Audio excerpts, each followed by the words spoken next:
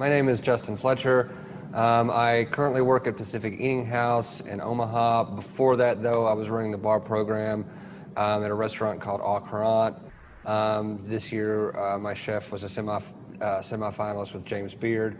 And then after COVID happened, I just kind of reshifted where I was working. But I was with them for the entire time that we opened up until June of this year. And now I'm here, making a little different kind of drinks. We are going to get in a little bit to the tea cocktails. Can you tell us a little bit about how you started using the tea in your cocktails? Yeah, okay, so Au Courant, we had a tasting menu there. That whole menu changed every week. It was based around what was coming out of the ground. It was all about being local. It was all about, it was all about supporting local farmers all the way around. So that just kind of translated into the bar program, into everything else about, using our local, all of our local friends to our best benefit. And for me, if I was going to use tea in a cocktail, then I'm only going to get it at the Tea Smith. So that's kind of just how it started for me, because I feel like there's a kind of a progression with bartenders where at first you start making complex syrups, okay? Then you start doing infusions, or you start making shrubs with vinegar, and you kind of go through these things about how can I get flavor without having to spend a ton of money. And I think that in every bartender's life, eventually they're going to come around to tea, because as far as cost is concerned, you really can't beat it. I can use tea and utilize it, and it's only maybe not even $1 that I've got into it, versus buying some kind of liqueur that is going to cost at least $16 a bottle. So I think tea is smart, and for bartending purposes, just for that reason alone, like it is so cost effective. And if I'm using a specific tea from the Tea Smith, or wherever you're getting it from, I like the idea that you can't go anywhere else and get this cocktail that I'm making right here. You can't. You could try. You can use a different tea, but it's not going to be. You'll never get exactly what you got from me. And I love that ability to where you're completely 100% original when you start messing with tea and how you mess with it. I don't know if I even answered that question, or did I just start rambling? I don't know, but that's why I love tea. That's why I came around to it. That's why I started messing with these guys, because you just get there eventually. Perfect. So, so now, what do you find with the tea really just kind of adds to your cocktail? Okay, so I kind of utilize the tea right now in two very specific ways. I'm not saying that those are the only two ways to do it. These are just kind of the ways that I've done it that works the best for me so far. So I do one of two things. I either do straight infusions into liquor with the tea, or I make a tea concentrate. Both of those reasons really come down to, honestly, size of the glass. How much drink do I want to have? Is it, if I use tea concentrate and I want to get a Collins glass full, then I'm going to use tea concentrate, because I want to at least use 2 ounces of it, and I need at least about 5 ounces of liquid going into one of these shakers to be able to get this thing full with ice. If I'm wanting to infuse and I want to be able to say it's a play on an old fashioned or something, I want a rocks glass. I'm usually going to infuse the liquor here, because that I've got the flavor automatically with the booze now. So this could be 2 ounces of whatever that infused liquor is, maybe a little bit of sugar or a little bit of juice, but I'm not going to exceed the capacity of this glass. And a lot of it just really boils down to the tea itself. I don't really have a method. I usually let the tea dictate where the drink goes, if that makes sense. And I know that's kind of a weird way to do it, but the tea inspires me about what alcohol goes into it, because I don't know. It just I pop a bag and smell it, and then I'm automatically my mind's going to bourbon or here or there. The tea always dictates my cocktail. I never usually will have an idea for a cocktail and then try to find a tea for it. Tea always is the starting point. So,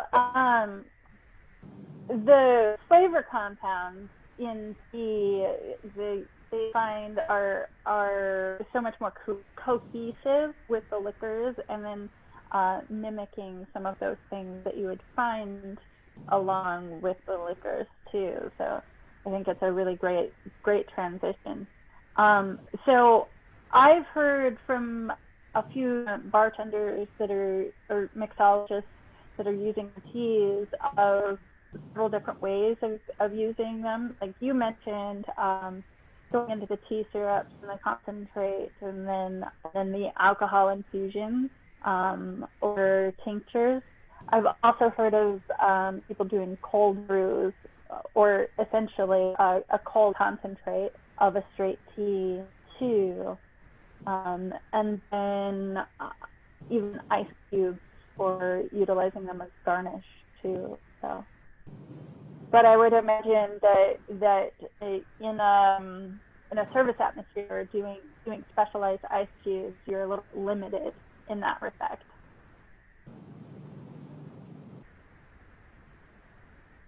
I missed the end of that. Was that a question for me? Doing iced teas?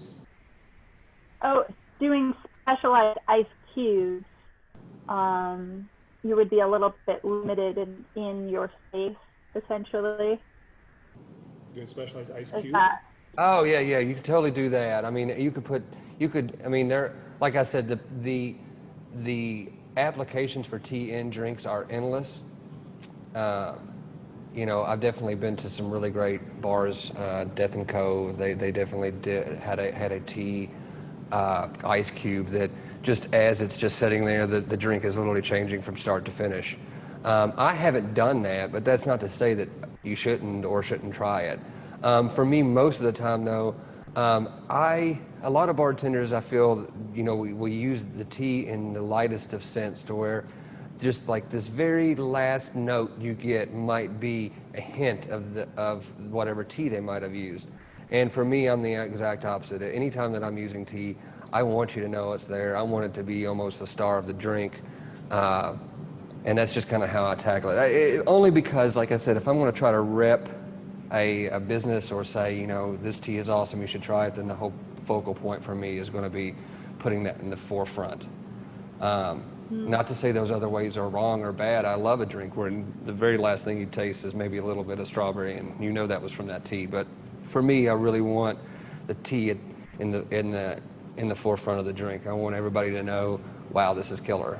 And you know, hopefully, by doing that, somebody wants to come and buy the tea, and they don't even care about my drink anymore. It's like the end goal. Now, when we've spoken before, you've mentioned that you stray away from doing the tea syrup, essentially. Can you talk From a doing little syrups? bit Is about that why? is for staying away from doing syrups? Is that what you said? Yeah. Okay. So the only reason I stay away from syrups, honestly, is because on a syrup, if let's say for you to really taste the tea from this syrup, I need to use 2 ounces of the syrup. Now it's already working against me, because now I'm working against this drink being too sweet. So I would rather take the tea at its most tannic, at its most concentrated, and in its most harsh form, because I can always soften it. But once you've got it sweet and it's there, there's nothing you can do to change that now. You know, the flavor is this sugary syrup you made. You know, if I really want it prevalent. And then now also, I have to fully admit, I've not really experimented with making syrups with tea. So I'm not saying that you couldn't make a modified simple syrup where there's more water than there is sugar. And it's not equal, you know, not completely equal parts. And that could definitely work, and then you could get it. But for me, the concentrate is what works so well, because it gives me this great tannic finish, this like bitterness that I can then work around, and I can mold it how I want it. And also the other thing is, I think there's this really great mouthfeel and froth that comes from this concentrate when it gets hit with a little bit of sugar. I mean, it almost feels as though you've got an egg white in the drink, even though there's not. Yeah. So you had mentioned a little bit more about creating the texture with the tea. Yeah. Um, I mean, honestly, the mouthfeel of tea for me is what was the winner. Um, whether or not I do it in infusing it straight into liquor or I use a concentrate, I always end up with a better mouthfeel than if it was just liquor going into a glass. Not only the flavor I'm getting from the tea, but there's definitely a more thick viscosity. There's more froth. There's more foam. Like I said, it is really, really weird in the sense that it does give you, the whole reason that we add egg white into drinks or aquafaba, which is basically just like the bean juice that comes out of like a can of beans. That's what we can cheat with for people that are vegans to make their. But it's mainly all about the end product of the mouthfeel. The egg isn't doing anything other than that white is just frothing it up, giving it a little bit more viscosity, has a nice coating on your mouth, but it doesn't linger. And tea gives me that without having to put an egg in. Every time that I make a tea drink, I'm actually kind of surprised, even though I've done it so many times, it shouldn't be. But every time it's just like, wow, that was way better than I thought it was going to be. And like I said, a lot of times it is the sugar, acting against that concentrate. That's why I love using the concentrate so much. And usually on concentrate, for anybody that wants to know, I just do like 1 ounce of whatever tea I've found into 24 ounces of hot water, and I steep it for forever, and then that's my concentrate. I usually never use more than 2 ounces of concentrate. So if you make one, you've got essentially 12 drinks. You can always cut that down by however you want. If you're making a few drinks, you're only making 6 drinks, a couple for you and the wife, do 12 ounces and a half ounce of tea. You know what I mean?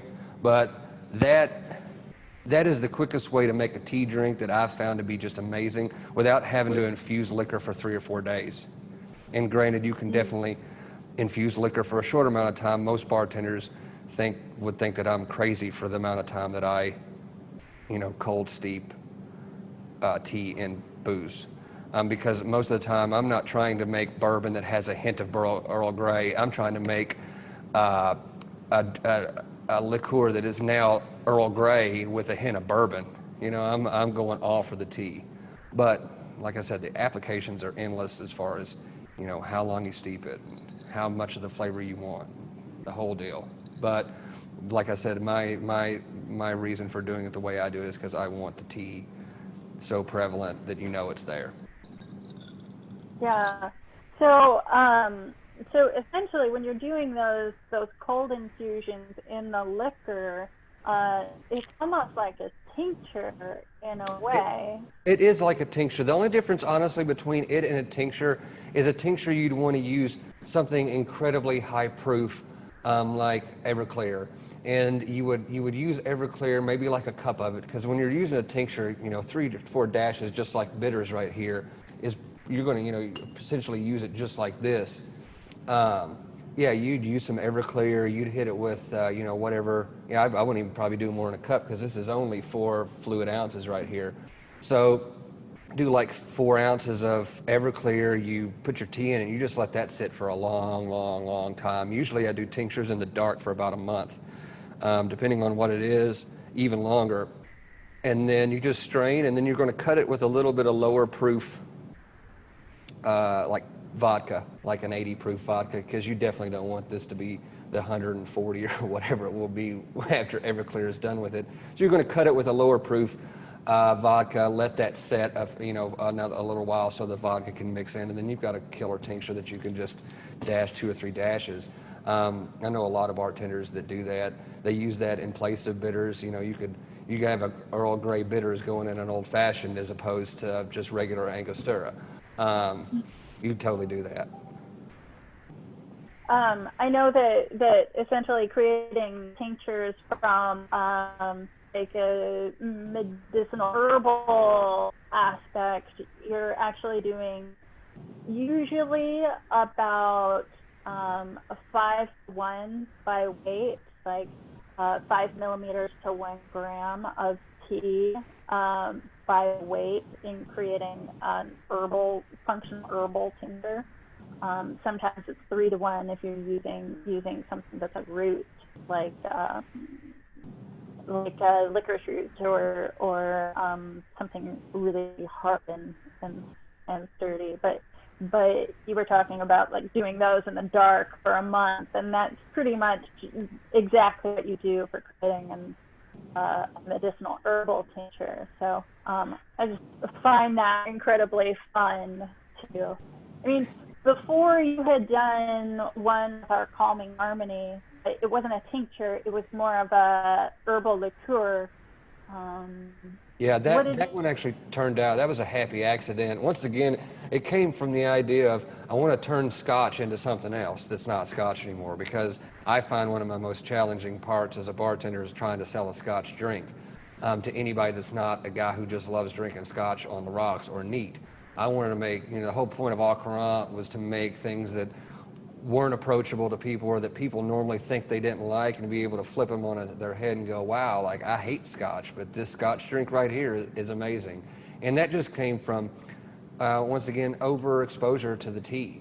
Most bartenders, like I said, will maybe a few hours they'll keep their liqueur and their tea together, and then they're already pulling it. I did a competition one time with a guy who in the hour we had to compete, steep tea infused tea into his gin within that hour for the competition. So it's super common to do it a very short amount of time. Like I said, I love the idea of tea because let's say there is this herbal liqueur that's $89 a bottle, and then I smell this tea one day that you bring into me for just a tester, just to see what I'm thinking. The first thing I smell is, oh, that reminds me of that liquor I had that's super, super expensive. What if I just drop this into that scotch that nobody likes and just let it overexpose until the point where it's no longer honestly scotch anymore? It became like this weird, almost Amaro French liqueur. You kind of hit the nail on the head with what that was.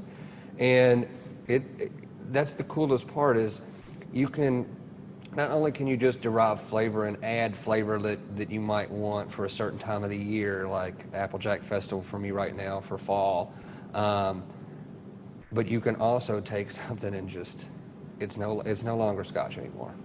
And when people got that drink, they flipped out because it wasn't what you would ever perceive scotch to be. And honestly, that was the coolest part, was calling it scotch still, because in my opinion it was no longer scotch. It was like a new thing that's not really even on my market to sell. It was that was a happy accident. A lot of my tea stuff are really happy accidents from just playing and just seeing where it goes. Well, excellent. So so you have a couple of drinks that you were going to do today. That was going to be that Applejack Festival drink. Mm-hmm. Mm-hmm. And But then you were going to do an old fashioned as well. Yes, both of these are going to be using tea concentrate because I figure that's like the easiest, most successful way for everybody else. If they wanted to make this at home, you can do that. And when you start talking about infusions, well, nobody's here to actually taste what my infusion of Earl Grey into bourbon would taste like, so it's not like you'd be able to match it or know when to pull it. So we're going to try to make super accessible things that everybody can make. But I'll also talk about that other drink as well when we get there. Okay. Well, you want to get into it, and for any of you wanting the recipe afterward, we will check back on our page, and I will upload a file for you. Cool. All right. Yeah. I'll start this first one. If anybody has questions about what you see or why I'm doing what I'm doing, feel free to ask. Some of it's just like bartender tricks, and some of it you wouldn't even need to do at home. It's just I'm making this like I'd make for you if you were a customer.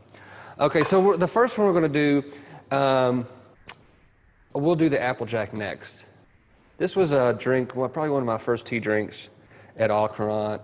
I really wanted to go for the flavor profile of an old-fashioned, because right now old-fashions are super popular, but I also wanted to do two things. Normally an old-fashioned is just 2 ounces of liquor. with a little bit of sugar on a rock or a couple rocks in a column, in a rocks glass. What I wanted to do was make an old fashioned that was more than just 2 or 3 drinks that you could actually like sip on. It's still going to get you where an old fashioned will get you as far as liquor is concerned and all that, but something would last longer than 3 drinks. So I kind of played with the idea of how you make an old fashioned, but then introduce tea to it. So normally an old fashioned, like I said, is just booze. You get some bitters in there. Some people use orange bitters. So I kind of played on that. I will say that, do you have to use these particular spirits that I've got in front of me? No, you do not. But I would say that I've tried making these drinks with all manner of different bourbon, this, that. They tend to just not be the end result I'm looking for as far as the flavor profile. So, do you need to use these things? No, but to really have what I'm going for and the flavor you want to get, I would try, okay? So for this first one, we're going to use Knob Creek Single Barrel. This is 120 proof.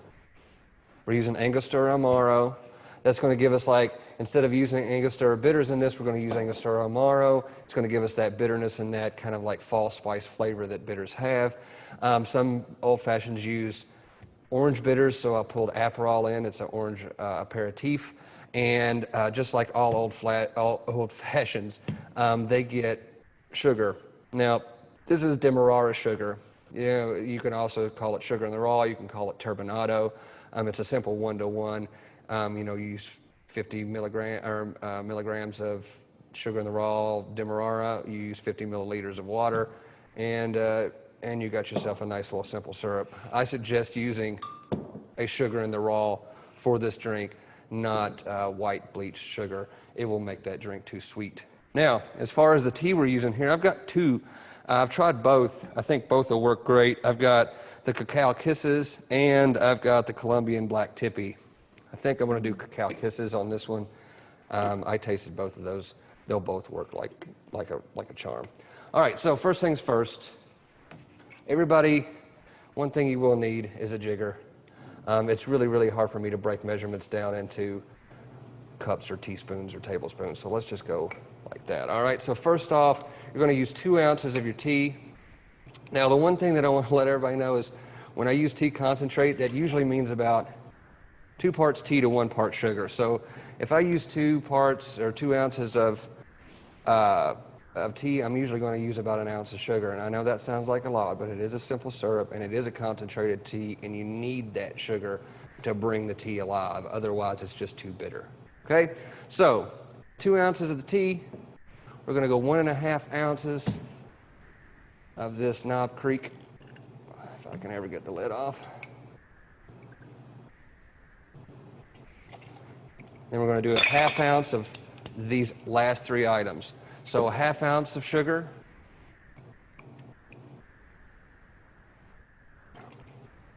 half ounce of Angostura Amaro,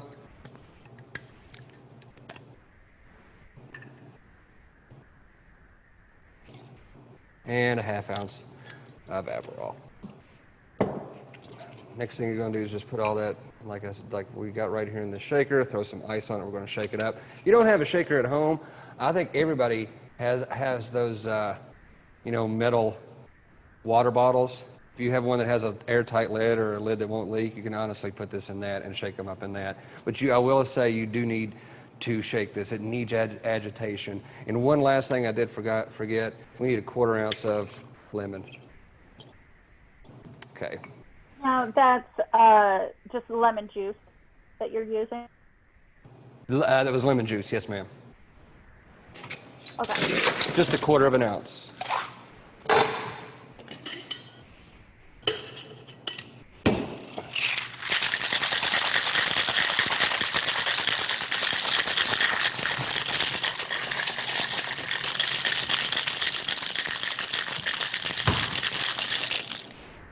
Now, what doesn't the intake,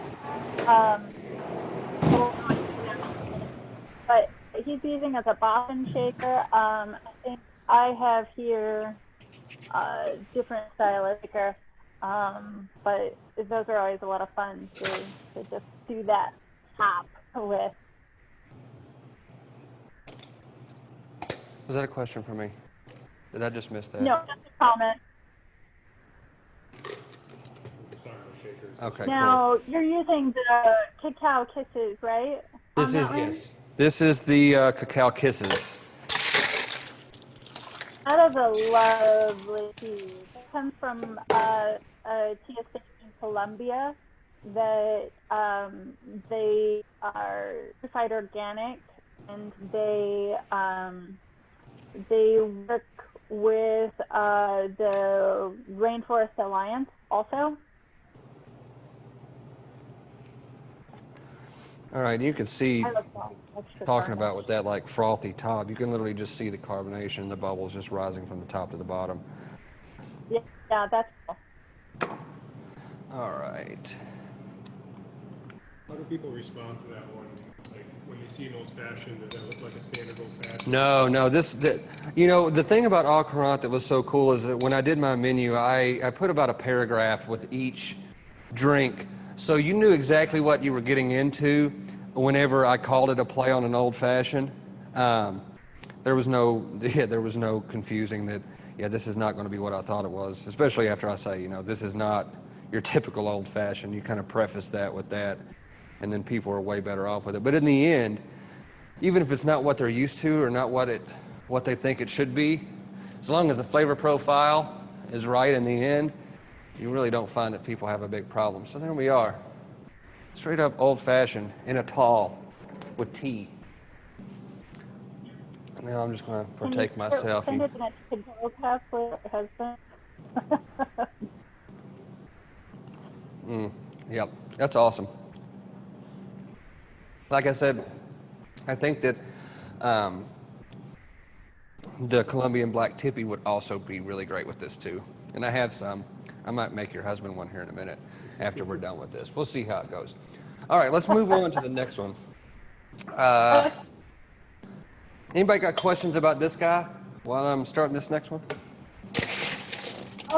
Well, how about I get in a little bit to the tea on both of that. Cacao Kisses, like I said, is from a Colombian state certified organic. That the base that they have, it's similar to the black tea. It's this beautiful, sweet, really grab you by the taste buds kind of undertone to it. And then they with it some cow nibs and husks. And so it has this lovely, beautiful, light, chocolatey quality to it. So it's just kind of, it's this beautiful symphony in that tea. And I can imagine going with that orange peel. It just is heaven. I find that it really works well with the Angostura Amaro. If you've ever had Angostura bitters, if you had an old fashioned and you know what that like kind of bitter baking spice flavor you get is, that's essentially Angostura Amaro, and it really, really works well with that chocolate. It's really yummy. It's the first time I made it with this tea, and I quite enjoy it. Yeah, I know before we did it with the Royal Yunnan. That was good too. That was good too, but I also have to say, I have some of that brewed back here just as well, just because I was thinking I might just make one with all of them just to see what I thought between the differences. But I made this one. But yeah, it works honestly with all three. But the chocolate really goes well. All right. And then, so now Justin's going to be getting into what is it? What do you call that drink? We call that fall apples. Because I didn't want to straight up rip off the name of the tea, but it was originally just going to be called Apple Jacks. But yeah, I figured you might sue me for copyright or something infringement, so I didn't want to mess with it. Oh no, we so Nebraska City or Applejack Festival, we kind of took that local name and added it to the so you could probably call it the Applejack Festival cocktail. But so the Applejack Festival tea that you're using in that drink, it's got sencha. It also a black in there, and we put that with some apple flavor, some ounces, and some cinnamon too. So the combination of black tea with the green tea, it's this beautiful like vegetal, but you have the warmth from the black tea and the vegetal from the green tea. And then you warm it up with the cinnamon. And the cinnamon also has linalool. I'm terrible with actually saying that flavor compound. The linalool works with the green tea actually, and bringing out some more floral note green tea, and the vegetal from it, and just kind of bringing everything together, the black, the green, the apple, and the cinnamon. It works really well. So then what alcohols are you use to drink? Okay, so let's move this back, and we're going to move that up. So, like I was saying before, my thing with tea always is I like to get inspired by teas, liquors, flavors, whatever. That's what sets up the whole, like, how I make a drink. So, you brought me this in, I believe. It was just a little sample bag. I'd had it for a while and just hadn't been able to mess around with it yet. And the moment I popped the top, actually, I was back in summer. I popped the top and immediately knew when I wanted to use it, but I knew I couldn't use it yet because it was summer. And the first thing that I thought when I smelled it was, that's bourbon and that's brandy. I didn't know how much of those two things it was going to take, but I knew that was going to be the liquors to go with it. So in this drink, you've got the Applejack concentrate once again, 24 ounces into 1 ounce, Four Roses bourbon, Torres 10 brandy. You could also, this is one I think you could switch out if you really wanted to, and also up the booze, the ABV in that drink, by using, there's this great product called Laird's Apple Brandy, and it's in bond and it's 100 proof, and it'll definitely up the ante on this drink, because right now, this drink, this drink isn't a super boozy drink, and that's what I kind of like about it. You could have a couple and you're going to be able to still walk. Let's see here. Applejack tea, once again, 2 ounces, just like the last one, because like I told you guys before, I kind of always, if I'm using concentrate, use at least 2 ounces, because the whole point is to taste the tea. So we'll go in with that first. Normally this tea is a beautiful brown translucent color, but it was made yesterday and it went into the fridge, and when it goes into the fridge it gets a little cloudy. You guys know that already. I find that the tea, when I brew it, I usually can make it 2 days before I want to make another batch, just because, as you know, as it oxidizes and it just loses some of the flavor that makes it so awesome. So here we go. We got 2 ounces in there. We're going to go 3/4 of an ounce of bourbon. We're going to go 3/4 of an ounce of brandy to get us to 1 ounce, 1.5 ounces of booze. That's pretty much the lowest I will ever go when it comes to the amount of alcohol in a drink. I will always at least have 1.5 ounces as a base, and then some have even more. Just like the last one, we had 1.5 ounces of 120 proof, plus Angostura Amaro, which is boozy, plus Aperol, which is boozy. And that drink kind of packs a walloping like a old fashioned should. This one, on the other hand, like I said, is a little bit more approachable. 1 ounce of sugar. And like I said, you're using 2 ounces of concentrate, you got to use a whole ounce of sugar. And a little side note, 1/4 ounce of lemon, once again, just like the last drink. I think lemon always kind of kicks it up a little bit. But Rebecca and I actually had a conversation about this when she came out here a couple weeks ago, just about the content of simple syrup in this. And I literally made one that cut the sugar back, and we side-by-sided them. And she can even tell you that just the amount, that 1/2 ounce of sugar, completely changes this drink from one to the other. So I always tell people, try it like this. You can always tweak it yourself and do less sugar if you want, but most of these things, the sugar is there because that's just what it takes to balance it. Not be overly sweet, but to balance it out, okay? All of it into a shaker again.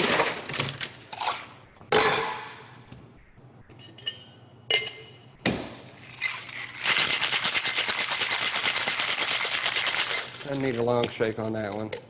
I don't want it to get too diluted. Got the glass cold now. Let's get a big ice cube.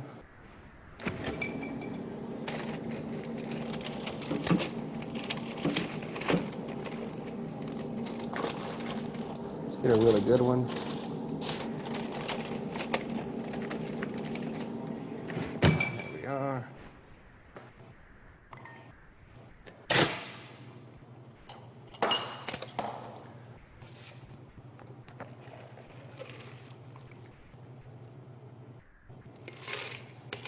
Double strain, just, you don't have to do that at home. I do that here because double strain keeps little chips from ice from being in there, because when you drink this, I don't want it to be, I don't want you to have any ice particles at all. I just want it to be this nice, frothy, killer drink.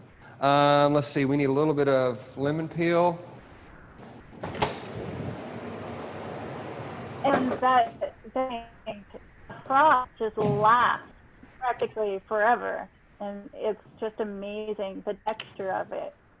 Justin was saying that I went out there a couple weeks and we did a taste doing less syrup and then, well, adding just a little bit more, and then that amount of syrup that he put in there. And it's just crazy. I thought that perhaps the tea would be more of a forefront with sugar, and it was. He put that full, how much was it, the full ounce of simple syrup in there, then it just blossomed, and you really taste the tea in that drink suddenly with adding just a bit more sugar. It even brought Really cool. the flavor of the brandy out even, all the flavors. I always tell people, sugar in a drink doesn't equal a sweet drink if it's done right. To me, sugar is the salt of the cooking world, is the salt of the bartending world. Like, it's what you bring life and pop to any flavor you're looking for. And every drink that I make, I find that there's always a need for a little bit of sugar. It may not be a lot, but there's always a need. And so when I always tell people, if you're making your own drinks at home and just stuff that's coming out of your mind, that's an awesome thing. But always, before you're just like, this is good, I'm going to keep this recipe, and always add a 1/4 ounce of sugar or a 1/2 ounce. You know what I mean? You can always, because you're just sitting here working a recipe like anything that you do. Just like if you're cooking, the first time you do it, it's usually never that great. The more you do it, the better it gets. Same thing with drinks, especially when it comes to sugar. I'm going to give this one to you because I don't need to go anymore. I'll give it a test. Yeah, give it a test. But yeah, I always tell people, don't shy away from sugar. Sugar helps. Now, yes, there's definitely a point where there's too much, but if you're using concentrate, I'm always using an ounce of sugar. Except for this drink here, mainly because an old fashioned is meant to be more booze forward and more one-sided. Really always just depends on the end goal of that drink, for me. I always have like a end goal in my head of what I want the flavor to be or whatever, and you just kind of continue shooting for that until you get there. This drink was really just supposed to be a really easy fall drink that was semi-sweet, that would be like my one go-to for any lady who's just like, I don't like Mai Tais. Like, you'll love this drink. Try that. The texture is absolutely amazing. Yeah, it literally has this velvety mouthfeel, and like you said, when we had the less sugar, it was more, the viscosity was more watery.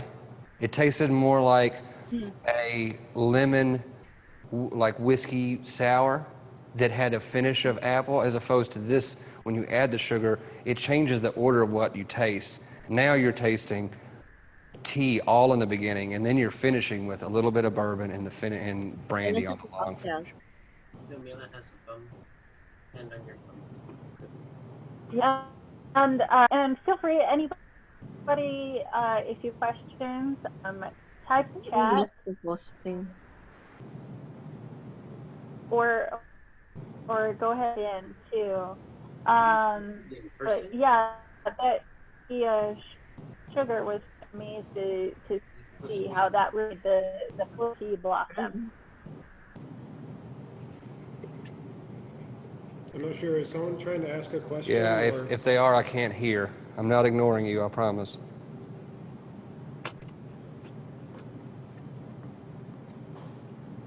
Sorry, Emily, did you have a question? Oh, Oh, I just came into the group. So what were you guys? okay, well, welcome. Yeah, sorry, I just woke up and then all the sessions are halfway through. Oh no. Well, we've got Justin here, and he just made us a play on an old fashioned, and then a fall apple drink too. So the play on the old fashioned had our cacao that we have. Then Yeah.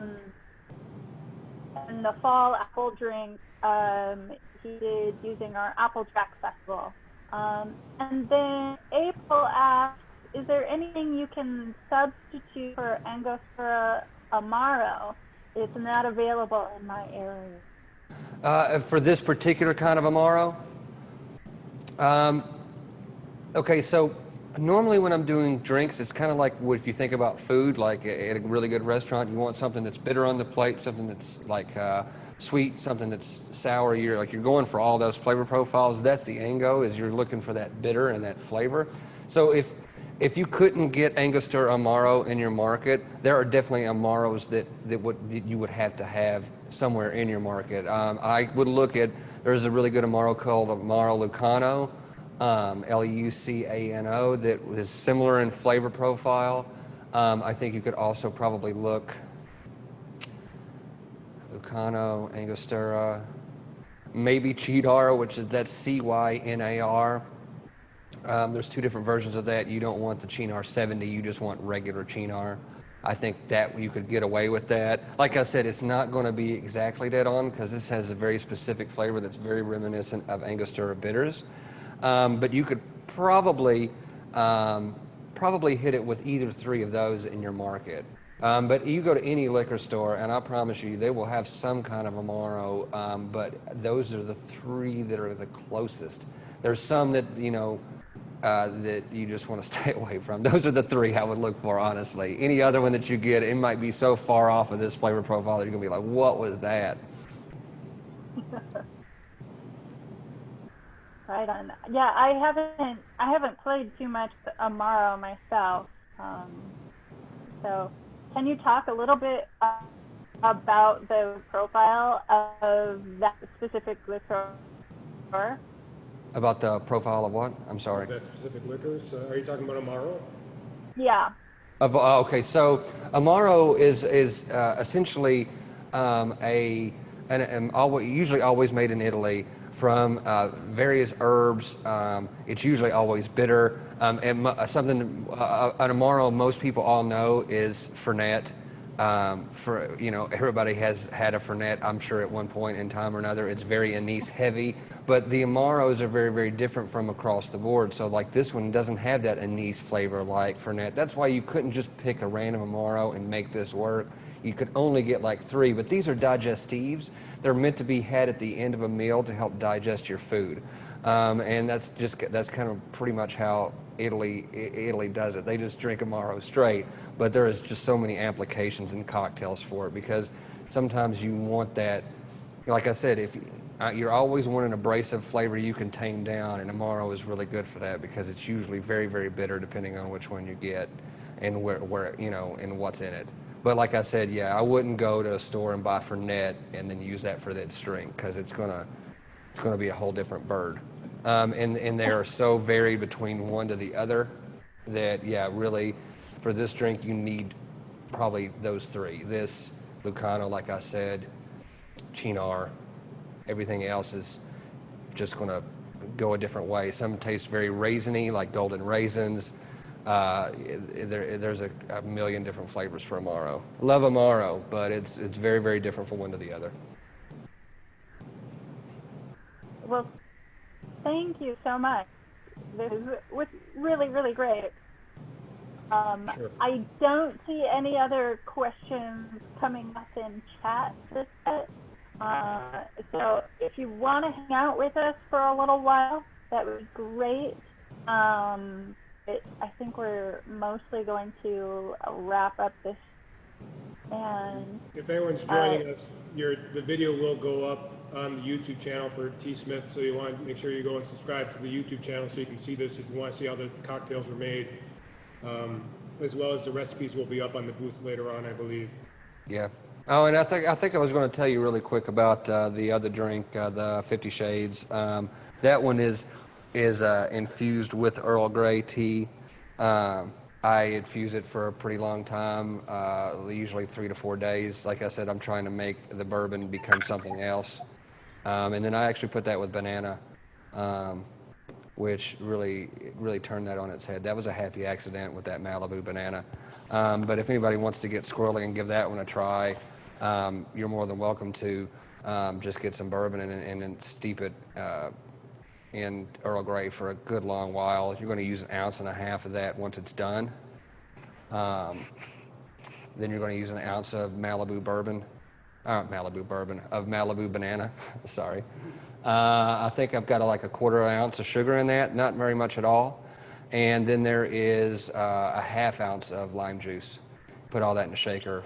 It goes right into a glass. That drink is really good. It's all like a Earl Grey whiskey sour on the front, and it turns into like this little kiss of banana on the long finish. And and when I say long finish, I mean, 30 seconds after you've taken a drink, you're now starting to taste banana. It's a really cool drink. well, that one's so interesting. And our Earl Grey is very bergamot forward too. You get this lovely tea undertone with that bergamot forward quality, and then we have some jasmine blossoms in our Earl Grey that are mostly for drinking with your eyes rather than your head. But yeah, so I think it really stands out to that drink too. And that's honestly another thing about tea. You make stuff that's out of shrubs, and shrubs are considered a sipping vinegar, so those are usually made from like a champagne vinegar, a white vinegar. And the hardest thing about using a shrub in cocktails, honestly, is the fact that everybody also eats and drinks with their nose, and the fact that, I'm sorry, but a cocktail usually smells horrible. That's why I'm always like taking a peel of some sort, doing it over the glass, so when your nose gets up to it, you're not smelling anything other than the oil coming off the fruit. When it comes to tea's the exact opposite. He's got this Applejack drink over there. You can smell it with it just sitting in front of you. It's super aromatic, and that's something that's really great about tea and cocktails, period, is the nose on the drink itself makes it even more inviting. And that's something that I love about it. You don't really have to mess around with trying to mask anything, because the flavor you're already and the smell you're getting is already fantastic. Just because I don't understand, what do you mean by shrub? Okay, so shrub is literally just means sipping vinegar. So like if I were going to make a strawberry shrub, I would take essentially vinegar, strawberries, and sugar, and I'm going to put those in a fridge and just let that infuse. And what will happen is it'll almost be like a liquor infusion, where the fruit ends up sucking in all the vinegar flavor, and the actual flavor of the fruit disperses into the vinegar. So it's like a way to, I've got 10 cocktails and I use some kind of juice in all of them, but I don't like just using lemon and lime and orange. That's so limiting. How do I get another acid to go into a drink to give it flavor? You make a shrub. Yeah, and you want that acid to give it mouthwater quality that really activates all of it. Yeah, I'm always looking for bitter, acidic, all those things, because the harsher they are, the better they're going to be when I tame them down with sugar. If they're already too sweet, then like I said, the more I'm adding to get the flavor I want, it's adding too much sugar now. I can always make something less abrasive, but you can never take it back after you've got a sugar bomb. It's just that you're there. Now I'm tasting, like when I taste this drink, to me, I feel like I'm tasting honey almost with the lemon and the sugar and the teas that you put in here. Do some of these flavors, are you going for those flavors, or do you get those flavors by accident? Some are happy accidents. Some are happy accidents. For instance, I think with a lot of the vanilla that you taste is actually this brandy. If you smelled it, I think that's where you're getting a lot of the finish. But yeah, sometimes it's just the way that the tea plays with the liquors, and that's the weird part is, even though I said you could do this with Laird's 100 proof, when you made it with that, would it have those notes you're having with this one? Possibly not. And that's why I always tell people is that's why bartending to me could be a rabbit hole that you just get lost in, because if you start, it's one thing to go, what are my measurements? But then it's another thing to go, what are the spirits I'm actually using? Because you use Old Forester instead of Four Roses, it's a different drink. You use Laird's instead of this, it's a different drink. There's just some kind of reaction that happens, and whenever you get there, you're either happy with like the accent that you came across, or you're like, oh, I need this thing to go. I need that to stop. Let's sub this for that, and you just kind of build it. You know what I mean? I don't know that I've ever just sat down and sometimes you have the happy accident where you just sit down and you mix 4 things together and it's a fantastic drink immediately, right out of the gates. Don't even have to tweak it. But from my experience, it's a progression, and you're always working. And there's been times where I'll get a drink and I'm like, yeah, this is 75% of the way there. Number one, I can't workshop 4 more of them because I'm going to be drunk in the middle of a shift. And 2, I'll come back to that tomorrow after I just think about it over the night, and maybe I'll think about something I didn't think about before. April asked the ratio for Earl Grey concentrate to the bourbon for the. I do it exactly like when I make concentrate, concentrated tea. So if I'm using a liter of this, I'm probably going to use, which is 35 ounces roughly, I would probably use about 1.5 ounces of tea. If I was doing a 750, it's only 24 ounces, I would just use 1 ounce of tea. I'm usually about 24 ounces to 1 ounce of tea, no matter whether I'm making concentrate or I'm infusing. Okay. And that's what's so cool is when you think about it, I get the T. Smith tea for, let's say $20 a bag. That's £1. If I'm using 1 ounce to do this, then I'm essentially got $1. So I've turned and if I'm using concentrated, then I've got 12 drinks out of this for $1. It's the most cost-effective thing I've ever seen. It's just, it gets flavor there without you having to put money into it, real money into it. And then that way you can transfer those savings onto your customer, and you're not having to charge them $18 for a drink because you got flavor from another way than a bottle of liquor that costs $100. Well, thank you so much. This was really great, and really it's just incredibly into to talk about the liqueurs. I'm not as experienced with the alcohols lately, but it's been a really great station and really educational for me as well. So. Well, thank you guys. That's awesome. Yeah. Yeah, I mean, honestly, I think the only reason that I think... Sorry. Oh, go ahead. No. No, I was just going to say that, that's the only reason that you were saying, I'm just not good with the spirits. Like, I wasn't either. To me, that's just the perk of the job is where I have to try all these liquors. I have to have all these liquors. I've got to, all the stuff that comes in new to the market. And, that's the only reason I knew when I smelled that, I was like, oh, Torres and brandy, not because I'm, some savant in bartending. I just know what Torres and brandy taste like. And when I smelled that tea, that's where my mind went. But that's just honestly from experience. You guys get yourself some, just some random bottles. I think everybody should have at home. And I'm telling you, you can go to town on making tea drinks. I think the thing that really people get in their mind is that they make it much harder than it is, or think that there's something really going on behind the scenes.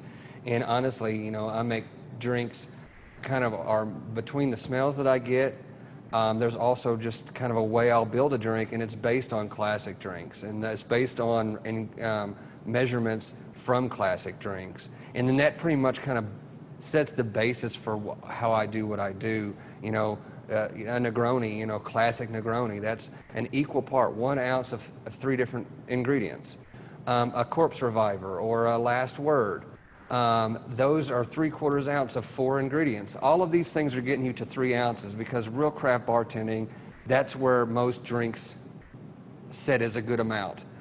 3 ounces of all your stuff together, then you put it on ice, you stir it or shake it. It adds about 1 ounce of dilution, which makes the drink like 4 ounces now, and then that's perfect for a coupe or a rocks glass or whatever. So really, the thing about it is when you dive into classics, then the classics kind of dictate later. You know, one of my favorite drinks is a scofflaw. A scofflaw is 4 ingredients. It's 1.5 ounces of rye whiskey. It's 1/2 ounce of lemon juice, 1/2 ounce of grenadine, and 1/2 ounce of dry vermouth. So sometimes when I'll tack a flavor profile, like this drink right here, not this drink, but the very first one we made, if you think about it, that's based on those measurements. I just added an extra thing. So 1.5 ounces of this, just like a scofflaw, 1/2 ounce of this. Instead of using grenadine, it's Aperol. 1/2 ounce of this. Instead of using dry vermouth, it's Amaro. And then 1/2 ounce of this. Instead of using sugar or lemon juice or whatever, I'm using Demerara. It's based on a scofflaw, but it's a whole nother thing. And that really, that's how I make drinks, is based off classics, because the classics are classics for a reason. And usually those measurements have a way of working out to where you're going to have a balanced cocktail in the end. I think that's the important part. You just hit right there. I was never much of a mixed drink or cocktail type of a person until I was exposed to like your expertise and a few others that really worked well on balancing the ingredients so that it just wasn't in-your-face boozy type of a thing. But each of the ingredients was there for a reason. They played well against each other, and they really made a drink that was enjoyable, smooth, and you could understand why it was crafted in the manner that it was. So yeah, and honestly, you know, a lot of times my recipes are, you know, always based off of, you know, I have this amount, and like I said, I'm usually trying to get somewhere very near, unless it's like a Collins glass drink that I need more fluid ounces to go into it. I'm usually shooting for about 3 ounces of all of the stuff together. Unless I'm using concentrate changes the game, because once again, I'm using 2 ounces of that, sugar, and da-da-da-da-da. But for the most part, the classics guide your way when you're making something new. That makes sense. Thank you so much, Justin. It's been delightful. And nobody else has any questions? Last call. Great. Thanks so much, Justin. Take care. Thank you, guys. It was awesome. Anytime.